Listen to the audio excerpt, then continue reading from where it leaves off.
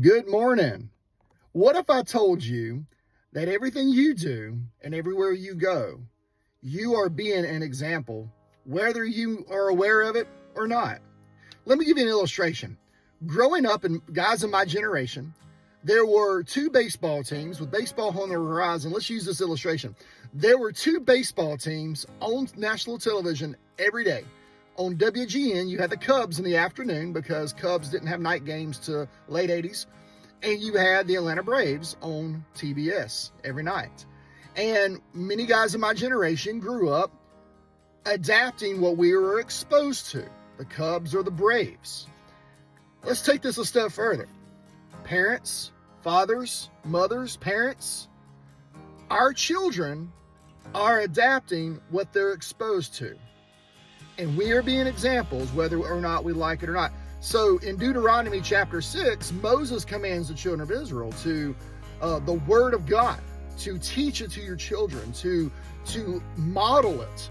One of the greatest lessons to drive it home. Not only do you teach it, you have to model it.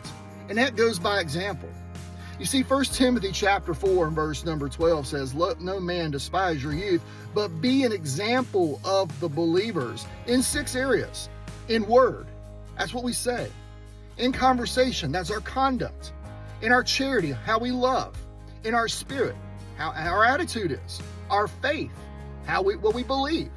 And in purity, that's how we live." Think about this. For example, let's take this another example. Wednesday nights, or whatever your church does for kids ministry. We have Awana, we have youth group.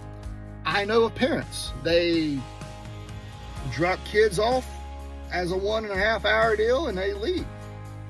It's like by your example, you're saying, hey, this is good for you, but it's not really good for me. Though there's adult Bible studies and ladies Bible studies and things to plug into. Because parents, adults, we need the word of God just as much as our children do. And how in the world are we going to teach our children and model our children and be examples to our children if we are not getting the word of God in our own hearts? Think about that today. We are an example to our children by just our actions, by how we conduct ourselves. Let our kids know what is important in our lives. Let those who look up to us and we influence know what's important to us in our lives. Christ should be number one. And everything to know him, to learn of him, to be his disciple should be the very first priority that we have. So, here's the take home.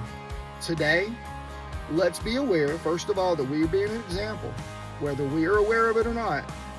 And let us be an example in these 6 areas that Paul told Timothy. Have a great Thursday. May the Lord bless you.